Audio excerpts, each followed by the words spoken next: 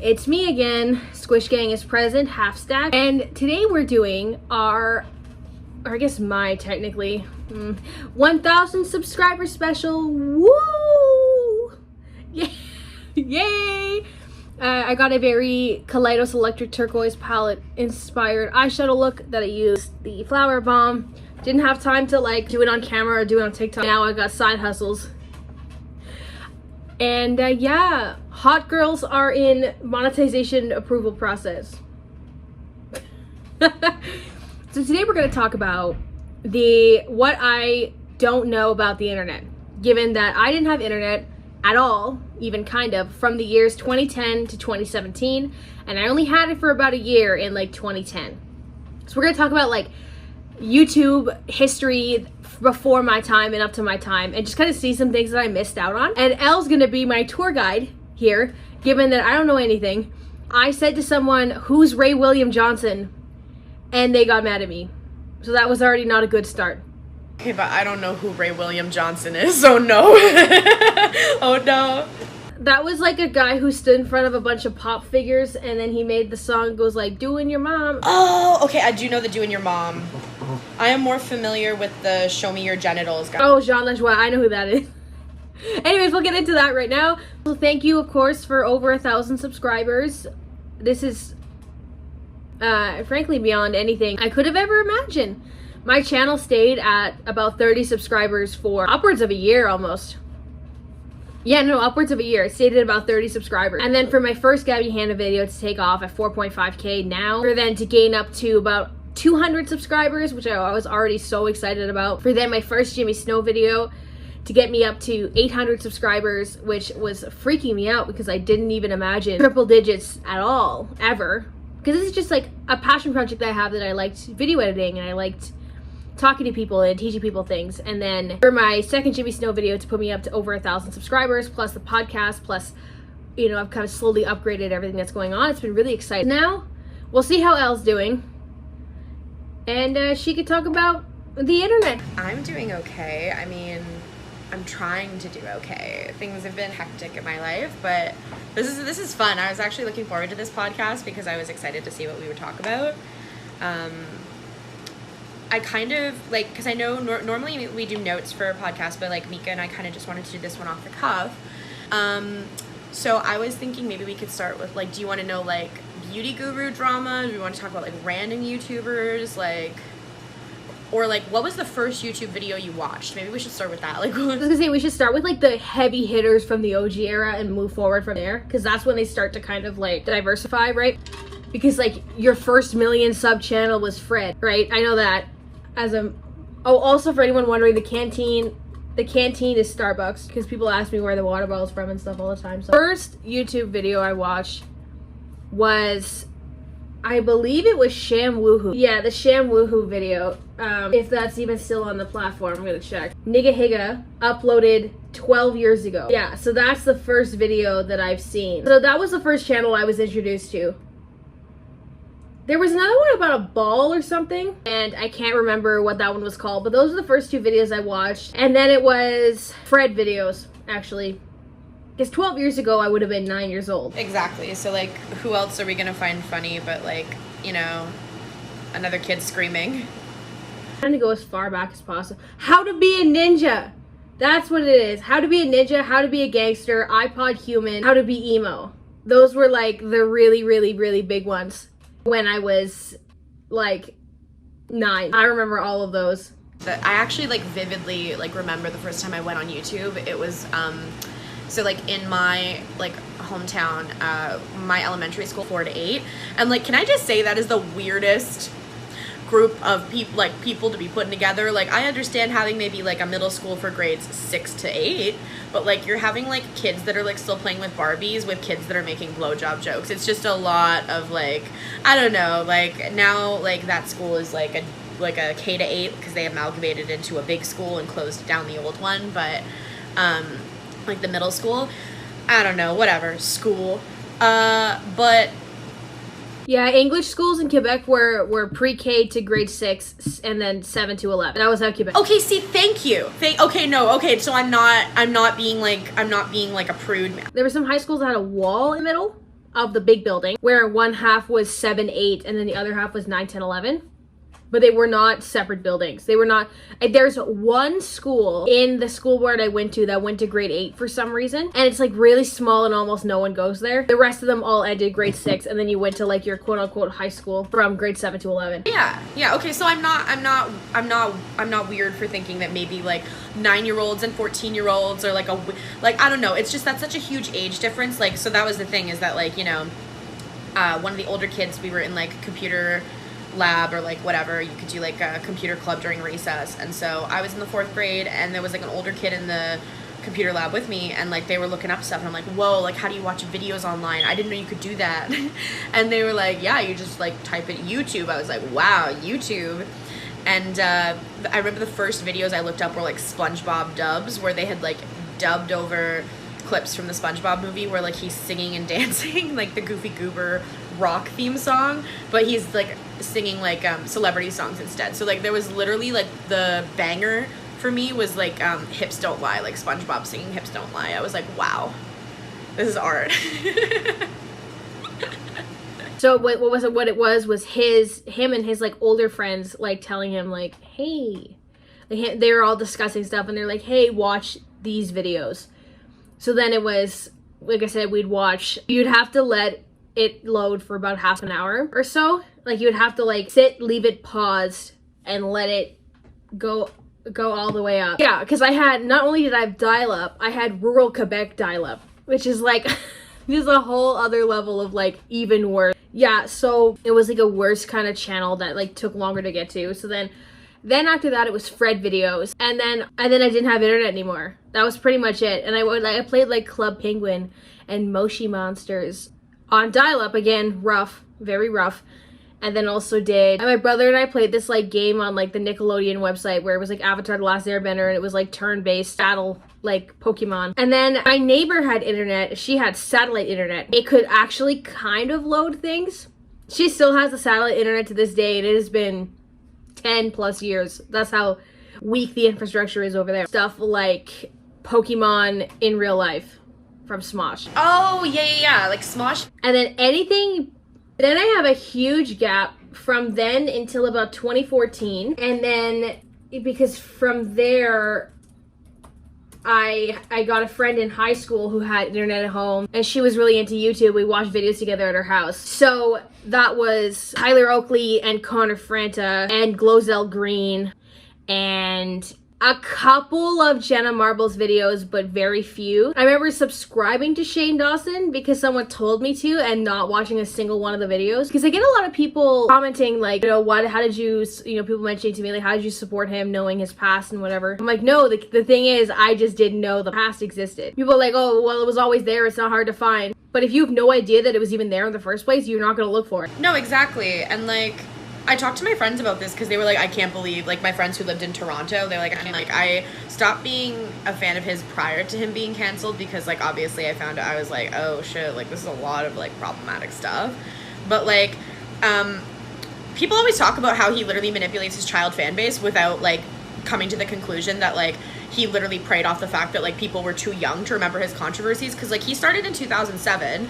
As I just mentioned, I was 9 when I discovered YouTube, so that would have been like around that time, and he like was making those offensive videos, but I was watching SpongeBob dubs. So like by the time I started like branching out and watching other YouTube videos when I'm like 11, 12, because I started having consistent internet as well, because I didn't have a desktop computer at my house until I was like 8. Like, and even still, like I said, I didn't know how to use the internet really. Like I just knew how to Google things. I didn't know like specific websites or like, you know, popular websites to go on aside from Webkins. So like, you know, but yeah, like Shane I knew from because I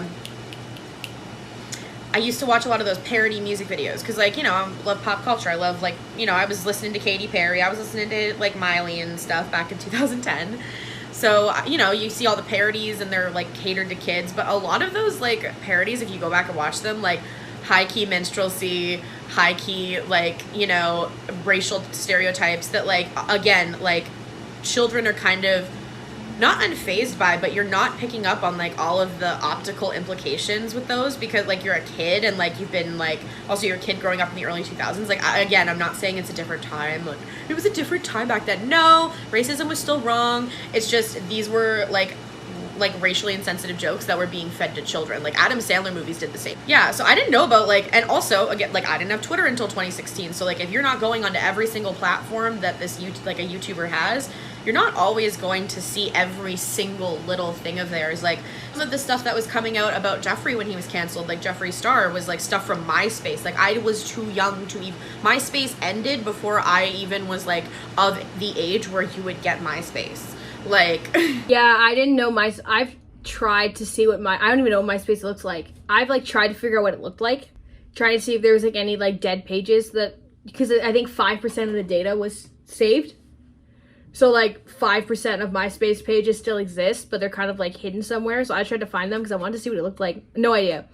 There was also MSN, like instant messaging, that some of those in my class, at least more popular girls had. There was a friend of mine that would like, she would tell me that I had to get like Club Penguin boyfriends, and she would like go on these like anime chat sites, and she's like, oh my god, and all these people love me and stuff, and I was like, I would like talk to somebody for like 5 seconds and they'd make an offhand comment and I'm like, oh, blocked. Like I was always very kind of conservative with like what I let someone say to me, really. So she was, oh god, I don't know how like she didn't get doxxed by accident. Yeah, like I was very like, I wouldn't toy with anybody, I wouldn't do anything, but like I'm surprised that she never had any problems, like real life consequences. That's how because she was quite reckless. Well, I mean, like also like, you know, your kids too, like, yeah, exactly, yeah, but like yeah, like especially for that time frame too. Like I didn't know about Omegle until high school, but like, you know, you find out about the, like it's so easy. But this is the thing, like parents always like say like, you know, be careful with your online presence, or like, but like some of them don't. Some of them don't care. They're not checking on their kids like online history. Also like the internet, like I don't want to make it again seem like this like wild west that's like, you know, endless, but like it's very, very easy. Like it's incredibly easy for predators to get in contact with children. Like my younger sister is 15 and she got her Instagram account, and she's had it for a couple years now, and you know, I told her, I'm like, hey, careful posting pictures of you like wearing like short skirts, because like there are like, you know, gross men online who will find your public Instagram. And so yeah, now like my sisters have their Instagrams private, like, but again, this is like my mom is not telling them this. Like not every parent is as perceptive, because like I said, my mom didn't even have MySpace. My mom's had Facebook consistently. My mom doesn't have anything. My mom doesn't even have an email address. So my thing was, I was talking to my mom about this before we got on the call, actually, because I just wanted to see what she thought. She said, like, you know, while you might be missing out on some things, like some cultural things, or maybe, because I said, like, I found myself to feel, I felt that I was a little more ignorant than I wanted to be leaving high school in regards to things like gender politics or, you know, racial issues in my area and all of these kinds of things. Like because I had no source of being able to find anything. She did make a good point where she said, you know, there's some stuff that you shouldn't have had to know at the age that you were living with us, that you didn't need to be concerned with, that the internet forces people to be concerned with. Like dealing with predatory men, or dealing with skinny Tumblr, or dealing with, you know, that guy on YouTube, the one that actually got arrested. Yeah, dealing with people like that, right? So there's a bit of merit that kind of, you know, came up regards to like my different upbringing that she did bring up that were kind of, you know, worthwhile in regards to like being able to have a bit of a different perspective on things. I didn't have to grow up in that regard so young that like a lot of people had. You know, I didn't develop certain body image issues. I didn't develop any form of, I don't want to say narcissistic tendencies, But like some people like were taking selfies and really fell and really got a little bit too absorbed in their vanity. That I found that to be a bit of a problem with some people as well. And that was such a weird time.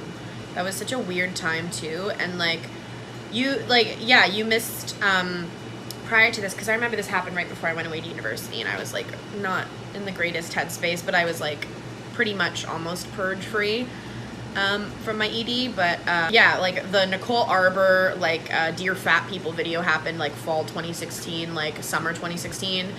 And I think that was like a catalyst for, and that and a lot of other content too, like Sam Pepper. Oh my god, when you told me you didn't know who O2L were, like I was like, oh my god. I was like, when Mika told me she didn't know who O2L were, I was like, you missed, like, wow, like they are not teaching history in schools. Alfie wasn't a part of them, but they did used to collab all the time. It was Connor Franta, Kian Lawley, Ricky Dillon, and like 2 other guys that I cannot remember the names of. Oh my god, he looks like with Peace and Love, he looks like he was with Peace and Love, he looks like he was famous in 2014. Oh, okay, thank you. No, seriously, like some of these people are like, you know, they're definitely past their prime. Like I don't wish them any ill will, but like, you know, definitely people, they are not in the collective consciousness as much anymore. It's actually good. I think it's good that you didn't have a lot of these like influencer, you know, representation, because honestly, like it was because of the fact that it wasn't regulated as well, because of the fact that there weren't like influencer regulations. You didn't have to disclose sponsorships. People were way more prey to scams. People were way more prey to like false advertising, you know, misleading advertising. Like Zoella I can think of as like one of the few, like that's how Angelica got famous. Like Angelica Oles, is she did like an expose on Zoella for having like for being a scammer, allegedly. I found out about Zoella through the Jackmate Advent Calendar video, which was when they were when they opened up how that awful Advent calendar that like was $50 for like samples, right? And like a tea candle. So that's who I found out who Zoella was, and then through watching Jackmate videos, who I was subscribed to for a little bit, but then unsubscribed when it all turned into that podcast he was doing for a while. Because there's one point where like every single video just became clips of the Happy Hour podcast. And I was like, I don't want to watch the Happy Hour podcast. I want like, you know, individual content. So that made me unsubscribe from him. But the Happy Hour I think ended, or he makes like actual like that sit down I'm scrolling through his most recent video. Yeah, he makes the normal content again. But anyways, so I found out about Zoella through Jackmate, and then I watched more Jackmate videos, and then he said Alfie Days, and then he'd always call him a nonce. And then I was like, what is that? And at the time I started watching, I had been watching iNabber. I was watching iNabber really early. Like, I want to say like 20K subscribers, probably. Wow. I found him from Shane. Because like I said, I got into his later content. Yeah, like I didn't, just on Shane quick. Yeah, like I slipped into Shane like literally, unfortunately, like right after he was canceled. Again, like my own ignorance, but like I didn't have a Twitter account. I didn't see all the criticism against him for all these things. And then you go on his YouTube channel, he's deleting all the comments talking about it. And that's when he literally switched to doing different content, because he stopped doing all the Shanae videos and started doing food videos. And I was like, well, I'm fat and self-deprecating. I'd love to watch someone eat and make self-deprecating jokes about how fat they are. I think I got into iNabber also through the Zoella Advent Calendar videos. If not, it was because rewatching the Content Cops in 2018 and then cleaning my living room and getting autoplay. But like autoplaying this one day, cleaning my living room, taught me who Keemstar was, who Parasitical was, who iNabber was, who I'm Alex was. Like, I learned about all of these people in like the same day doing that. There's a post on my Clout Instagram that I will keep secret because it's my little private space. And there's a post 2017 where I literally said, "What's Jake Paul?" Because like that was like when it's everyday bro was like, I was like, what the hell is that? Who is that? Like I kept hearing that and I could not for the life of me figure out what a Jake Paul was. Or I was like, who is that? So yeah, so it was like this one faithful day cleaning my living room in this like little townhouse type thing I lived in. Excuse me, I figured out who everybody was. Well, everybody. I found out who like the other people of Gamergate were. Because I knew Leafy through this guy I knew in high school who was really into him in like 2016. Then I knew iDubbbz, and I knew Max Mofo because my brother really liked him. And I knew Filthy Frank because my brother was into the Pink Guy album. Maybe my brother's a little toxic. Yeah, well, maybe not. Well, I mean, like, I was friends with somebody who was really into Filthy Frank, and a lot of guys at my school were. It's really funny how all of the edgy, like, guys from my high school who used to joke about, like, Che Guevara and Marx and Stalin are now, like, all, like, little, like, conservative bootlicking cucks. Like, it's very, very funny how, like, these guys were like, whoa, yeah, I love Che Guevara, and, like, now I'm the radical one, bitch. But, like, not saying I support Stalin. Oh, my brother just liked my brother just liked Pink Guy my brother just liked Pink Guy because funny yelling man. No, he is, like, have you seen his, like, I literally remember, like, seeing, like, a clip of him, like, and it's hysterical to this day to me, where he's, like, literally dressed as a lemon, and he's smashing himself to, like, you know what it is, like, Black and Yellow, and he's, like, screaming, like, I'm a lemon, and just hitting himself in the head. Like, I literally, like, that is instant serotonin into my brain. See, the serotonin for me is ravioli, what's in the pocket-oli. I'm a little toxic too. I have a shirt just like that one, a short sleeve, white and blue men's button down with a boob pocket. And I have debated so many times, like, do I be Filthy Frank for Halloween? Because I can, like, I'll make paper ravioli. I'm not gonna stain my pocket of my shirt permanently. But, like, in my pocket I have a bunch of ravioli, like cards, and I would just, like, throw them. No one, except the problem is, like, he's a little too edgy sometimes, and then he's very much, like, a dated, like, sign of the times kind of person. Yes. He could not get away with the shit he did now. But it's, like, there's just some of it was so weirdly wholesome, though. Like I said, like, just, like, sitting in the park, eating ravioli out of a pocket of a shirt. Like I said, I have that exact shirt. I found it at a St. Vincent de Paul, I think. That's one of those run through the church, like, thrift stores in Quebec. All I know is I had $5, so I was like, whoop, thrift store time. So yeah, it's this, like, button down blue shirt with short sleeves. I'll wear it in a video sometime soon, probably. And then that has the same pocket and everything, and I've, like, thought about it so many times. Like, I just, like, get, like, make, like, a little deck of ravioli just to leave in my pocket. But yeah, so that was who I knew a little bit going in. I knew who iDubbbz was, and the first iDubbbz video I had seen was, there was a huge buzz in my high school. So this is my senior year, which is grade 11 for Quebec. And that was 2017. January 2017 or something like that. And this guy comes in with a laptop and he's like, guys, iDubbbz made a content comp on Tana Mojo. And I'm like, I don't know who any of these people are. And this guy that I liked at the time,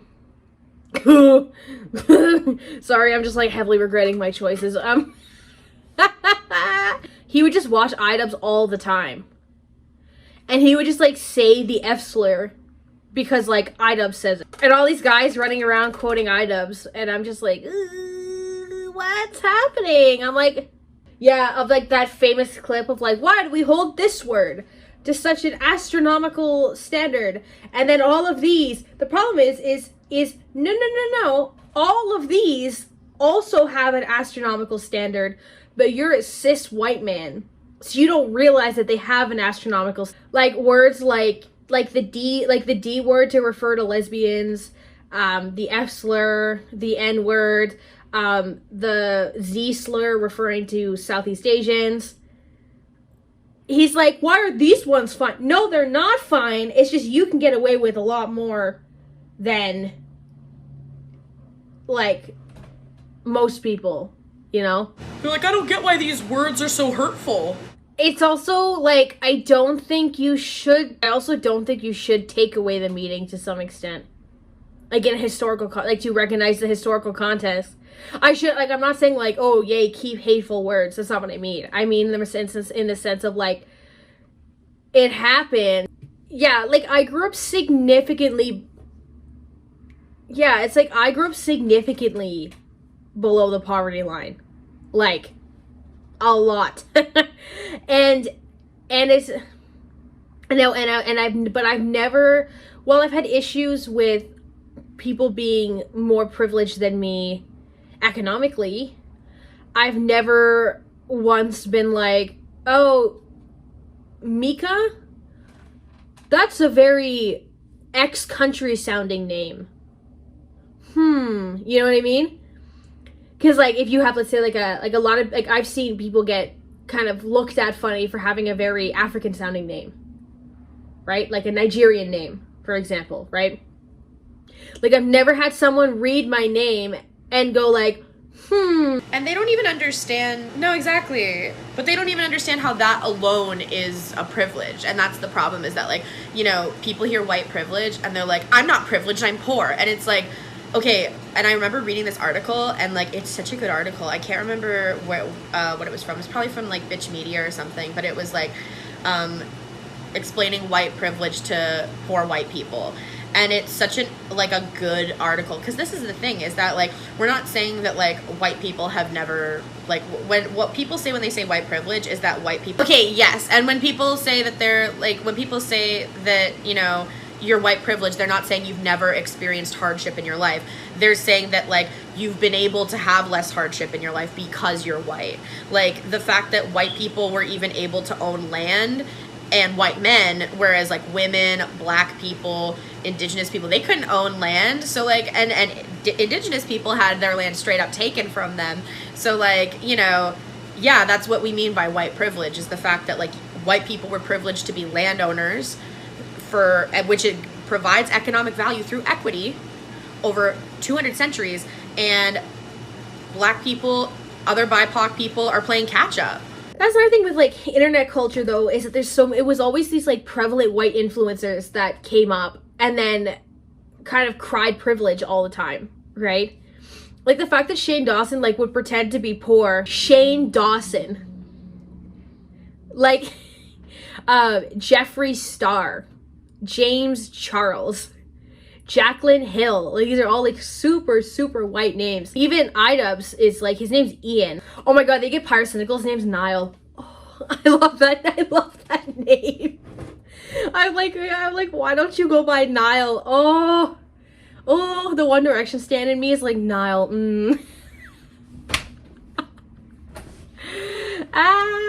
yeah. It was rough, man.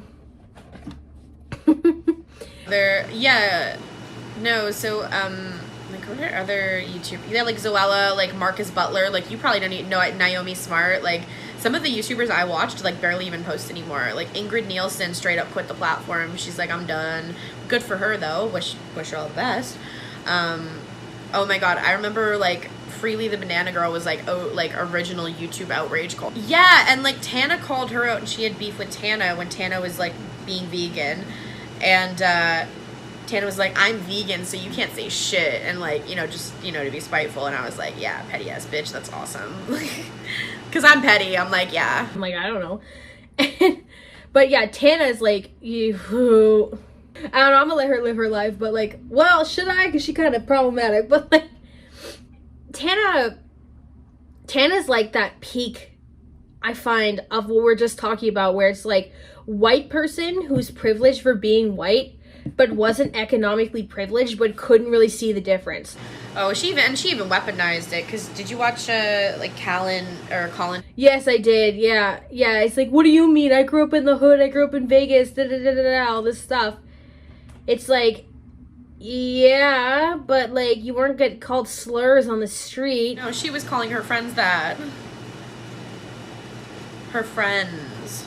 And she's like a white blonde girl. I remember when Tana was canceled, and like I was a fan of hers up until then because obviously I didn't know these things about her. So, and I was like 19, like I'm only a year or so older than Tana. And I remember I had never heard of iDubbbz prior to that. And I watched his video and I was like, well, I don't like you because you say the N-word too. It's kind of a pot calling the kettle black situation. But I was like, you are making points. You are making points. So I just was like, okay, well, I'm not a fan of him and I'm not a fan of hers anymore. I didn't make the connection. I did not make the connection for some reason at the time. Well, it's the ignorance too that I was talking about before, right? Of like not even having any access to outside sources. Like I said, like almost like no television, no cell service, no internet, right? So it's like, I didn't connect, like, why am I mad at this person for doing it, but not this person for doing it, right? And then it was like a year later, and I'm like talking to like a bunch of white guys, and I'm like, wait a fucking minute. Wait a sec. I was like, wait a second. Wait. Creepy, skinny white guy, scariest person in my opinion, TBH, like if I see like a super sketchy like white dude in the street alone at night, I'm like worried personally. But I'm like, tall, because iDubbbz looks tall, okay, or 10 is short, but this like 6-something white guy, like wearing your merch, obviously way older than everybody else there, comes in, says a slur in front of everybody, and jokes on you. I'm like, wait a minute. Wait a sec. And I was like, I made that connection like a year later. I was like, wait, this doesn't make sense. Because like all of the other content cops, more or less, were either just like mocking or had like a more logical stream of process, right? Yeah, or even the Leafy one. Like, it's like, guy bullies kids, says literally all the time, no chin.